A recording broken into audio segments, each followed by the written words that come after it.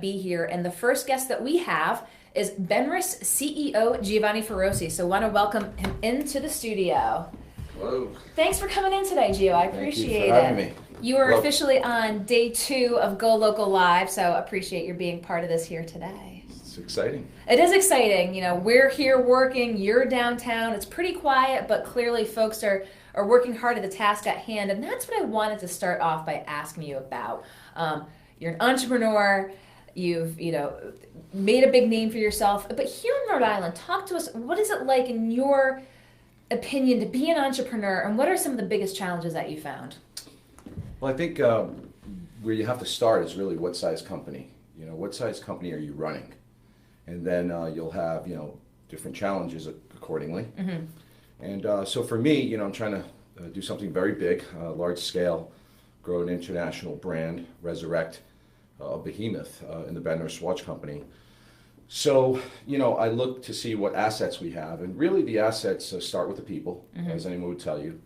And then it comes down to proximity, ability to travel. I've always felt that I've had a competitive advantage in Rhode Island because of our ability to just jump on a plane out of TF Green, or get on a train and go to New York or Boston, or drive up to Boston, etc. So, when you put all that together, the cost of running a business here is pretty low. Mm-hmm. When you look at rents as opposed to New York City. Yeah. And that's for my particular industry, being in consumer retail and fashion, etc. A lot of that is centralized in Manhattan, and I've never understood why. And I see why they're always going out of business, because you can't afford to be there. Mm-hmm. So, those are the everyday kind of things. And then internally, my folks are just plugging away, working, at making product. And so we're excited to get our new watches in the June-July timeframe, and we'll be off to the races. Yeah, I want to talk with you a little bit more about, where Benris is at currently, but being an entrepreneur and the things that come along with being an entrepreneur, putting yourself out there. Sure. You were very much out there several weeks ago in a hard-hitting, some say hit piece, in the Providence Journal, which they ran not just 1 but 2 days. An unprecedented move. What, did you cancel your subscription? So my question to you for that, we had reported that you were involved, involved in a lawsuit. You were suing the former owners of Benris for where things are at. Sure. But in terms of that, again, as folks keep saying, was a hit piece. What was fair in it, in your estimation, and what was not? Well, I think the fairness would be, when I asked why are you running this type of story, they said, well, you're a well-known entrepreneur, et cetera, in Rhode Island, well-known CEO. So I guess, if you put it in that context, then sure, okay, write something. But I would have expected, I guess, that they would have put, the business person on it. Mm-hmm. Kate Bramson's the business writer there. I've known her. She's written for years. We could have had a conversation business-wise. I think it would have been understood. Just not sure, how a particular writer kind of got on the topic. And so it was just, for me, I don't really get frustrated anymore. I look at things as, kind of, it's all about awareness. It's about, when you're playing a game, let's say, it's, you look at what just happened with the Patriots, or the end of the Final Four last year, or just any type of big game. Mm-hmm. You cannot get rattled. Mm-hmm. You can't have people rattle you. And sometimes, the oddest of things happen. What was, kind of sad, really, was it's probably unprecedented, as you said, I think correctly so, a hit piece on a private citizen. Uh-huh. So I've prided myself on building companies, thousands of jobs, millions of dollars, billion-dollar companies, and I never took a dime from the state of Rhode Island. I've never wanted it. I don't believe you build a business that way.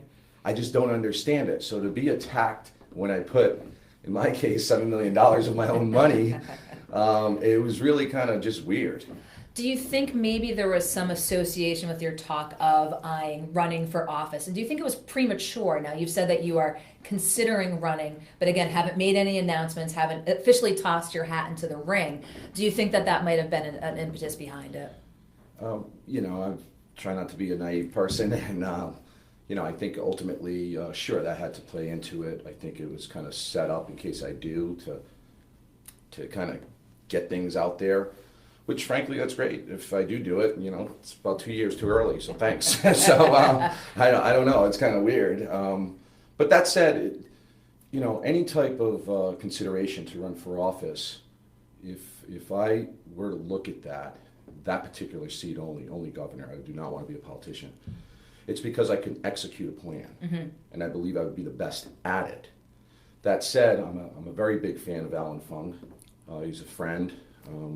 So if he, runs again or were to be the candidate selected by the party, he'd have my full support.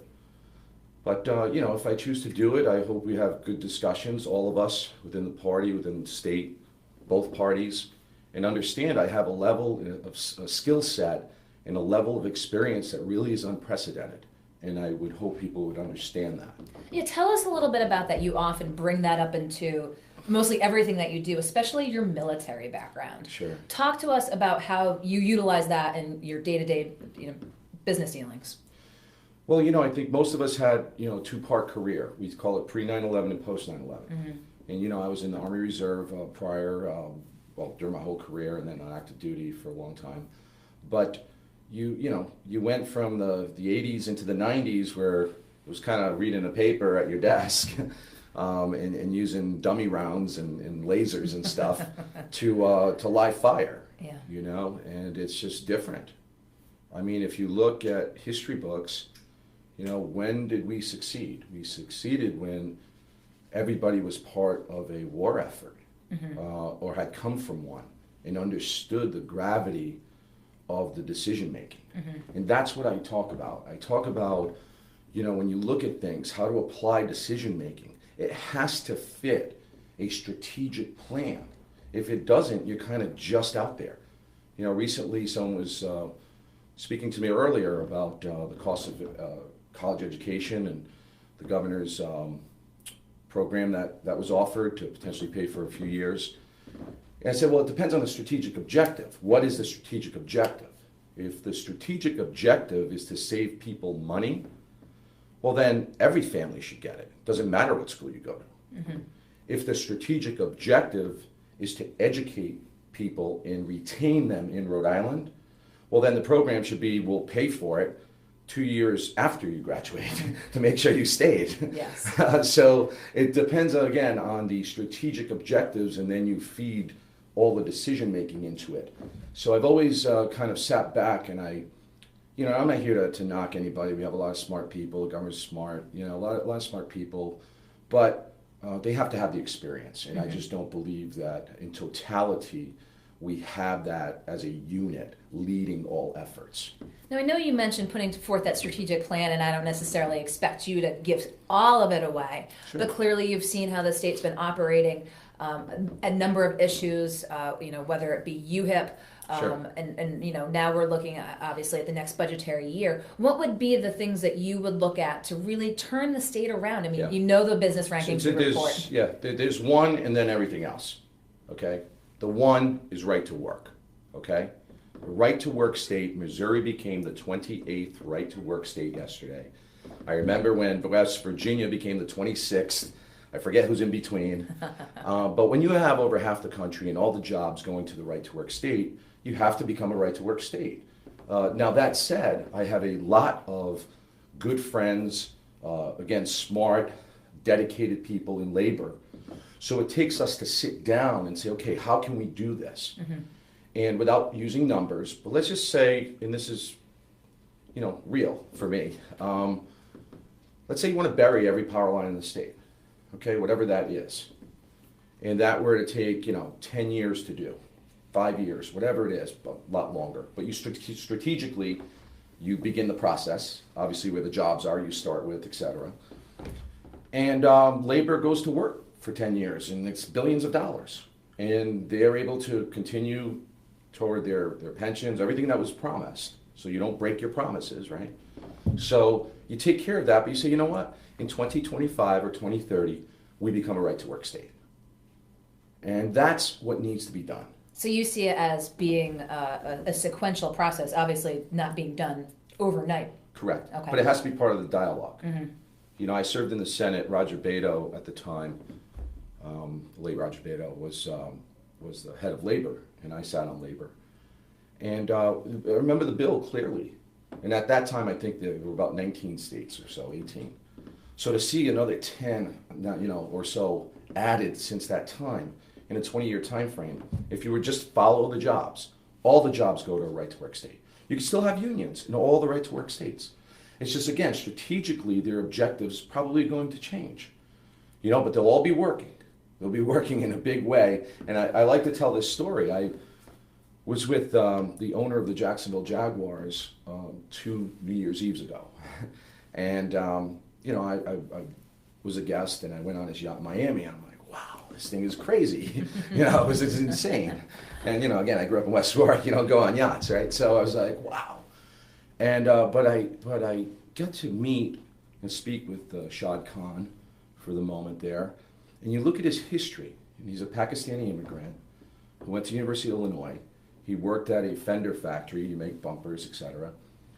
And a few years after that, he started his own. And a few years after that, he bought the one he first worked for. And years later, he signs an exclusive contract with Toyota and makes every bumper, every fender. Do you know the name of Shad Khan's company? No, I don't either. And those are the jobs we want. Those are the thousands of jobs that we want.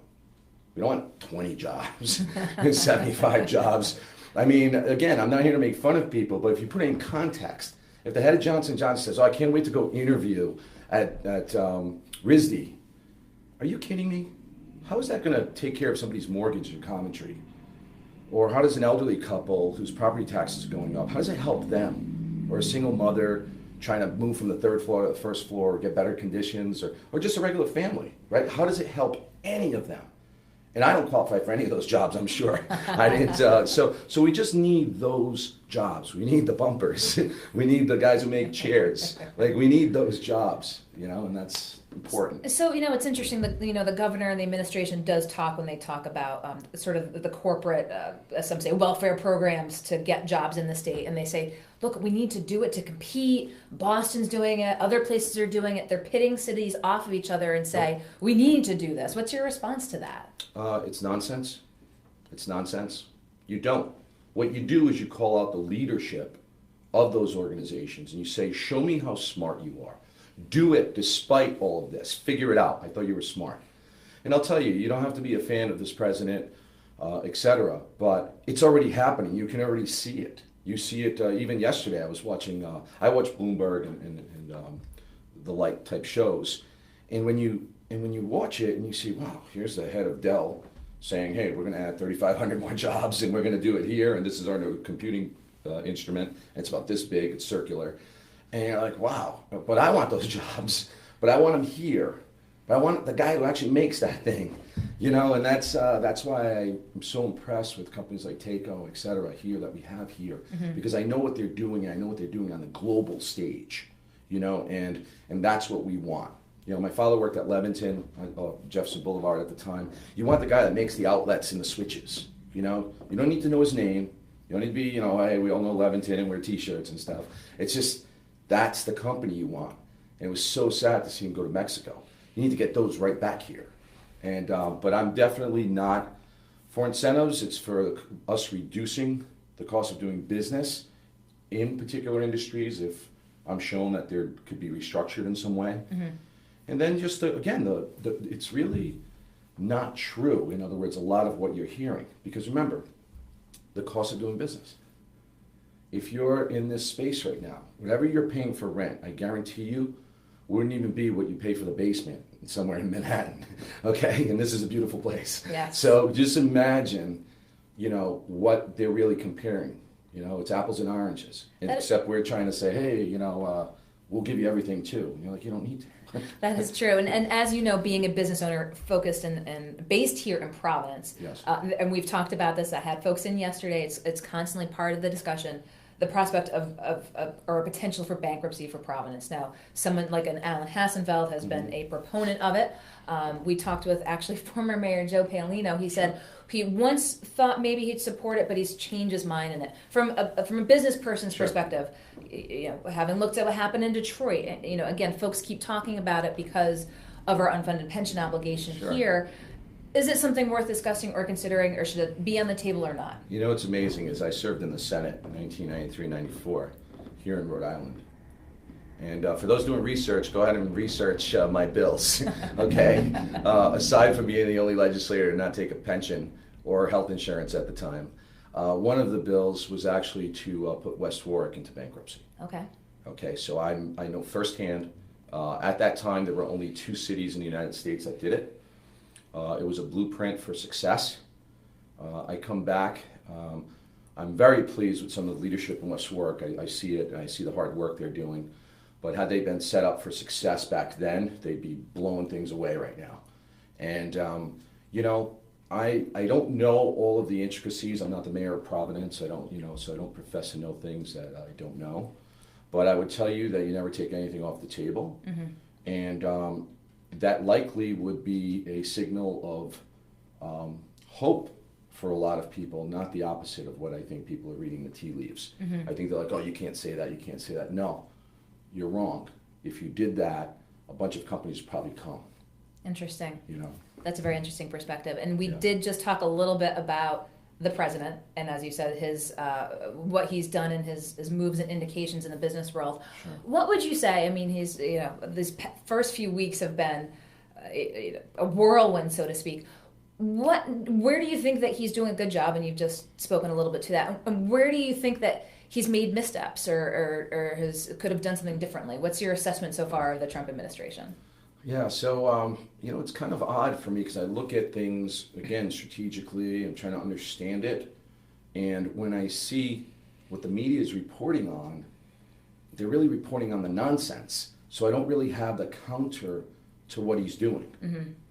So, I don't know if all of the intricacies of the ban, because they're talking about how many people were on the quad or whatever, the mall at his inauguration.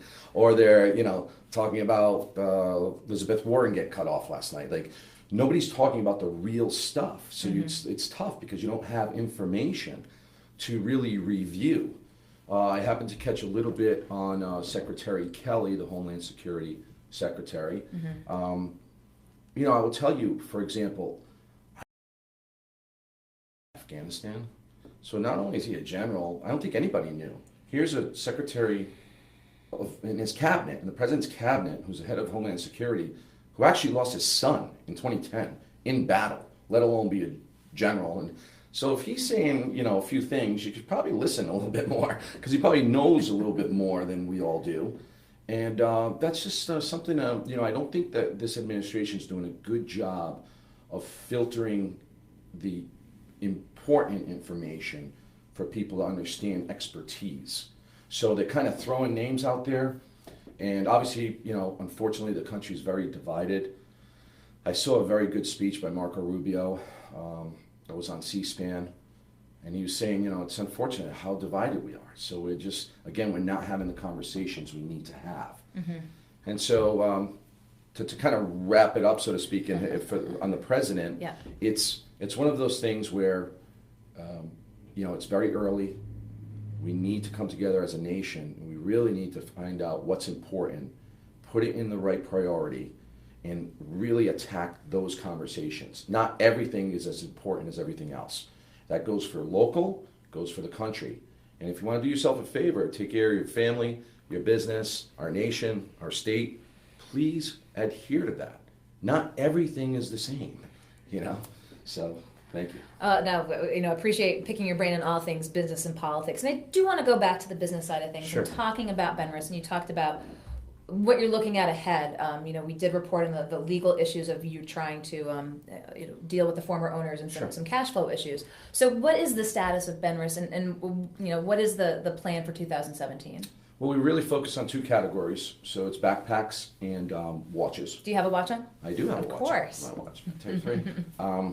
So the watches is what is going to be, extremely huge. Mm-hmm. I have a particular program that I think will make Rhode Island proud, will make America proud. You'll understand why it's important.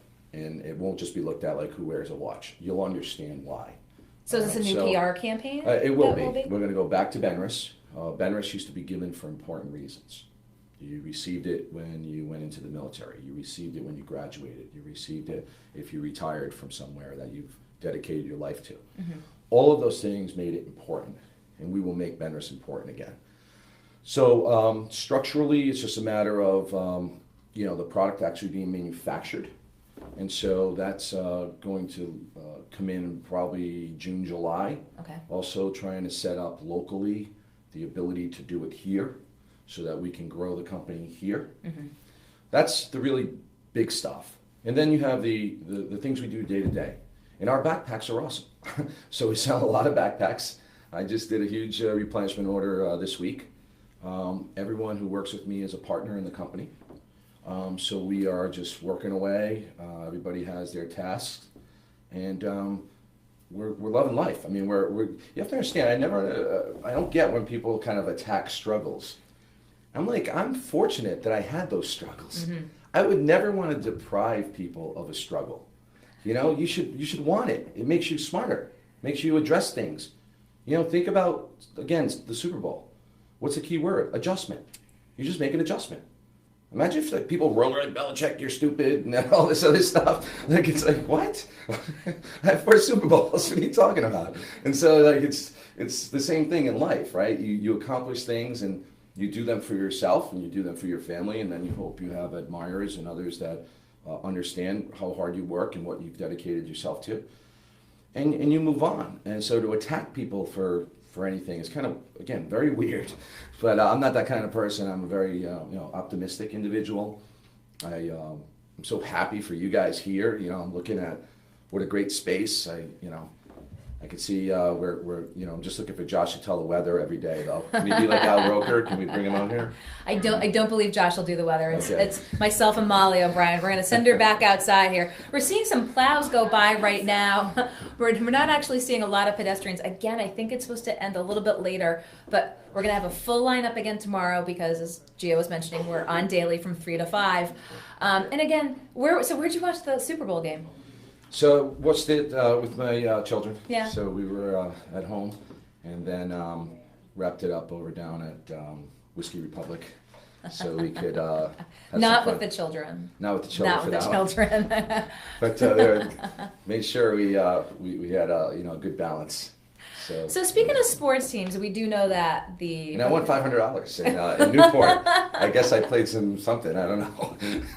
You played something and you won in Newport. Well, you always win when you go to Newport. Newport's great. What's not to win in Newport? But that's congratulations. Yeah. But speaking of sports teams, the Pawtucket Red Sox are kind of back in the public discussion again. They just released a report of how much it would cost to rehab the stadium, how much it would cost to actually move the stadium. Now, as we all know, when they looked in Providence, they've gotten so much pushback because they're a collective group of billionaire owners. Sure. And now the discussion is the potential for potentially the Apex complex in Pawtucket as well.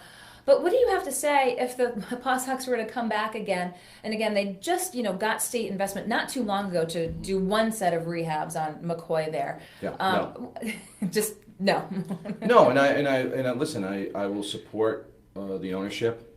I look forward to sponsoring them with Benris, all of that as we go forward. But it's not equal. Then I want money for my Sky Chiefs. I want a stadium for my basketball team. Come on, just stop. Everybody, it all goes back to work ethic, and it goes back to, having self-worth. Okay, anything free is not worth anything. Okay, so if you're going to go and you want free money from people, just stop it. Okay, you obviously have to change your business model, and that's what you need to do, and stop with all the other nonsense. Do you think a lot of it comes from the failed 38 studios and the investigations that went into it and the lack of information we still have? As you know, Go Local is looking for those state police notes from the interviews and asking the governor to release them.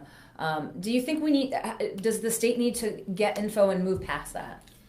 Well, are you speaking to the request for support, or what exactly? Well, it sort of twofold. When you have companies here and ask for support, folks keep harping back to 38 Studios, saying, "Well, we didn't know enough about the deals ahead of time," and so because of that, again, now that the investigation's over, they weren't qualified to make the decision anyway.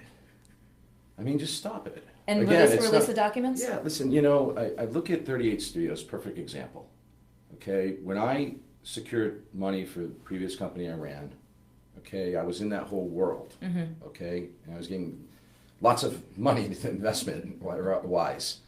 And I remember making a call distinctively, and I said, hey, by the way, I want $75 million.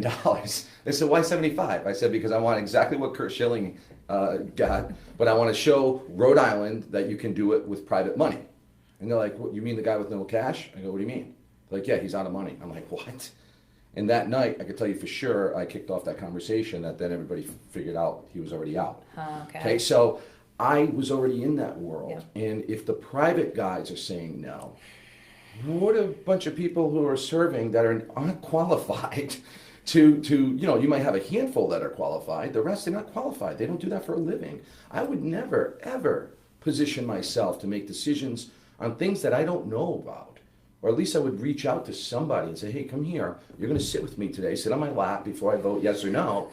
And I'm going to, tell me, is this a smart thing? You don't just say, oh, I like it, and just vote for it. Well, as you know, again, we are looking for those state police notes about just exactly what transpired, sort of who knew what when. And again, our contention is that the governor has the ability to tell the state police because she oversees them to say, please release them. So, well, public information is public information. I really have never understood anyone who does not release public information on any level, town, state, federal.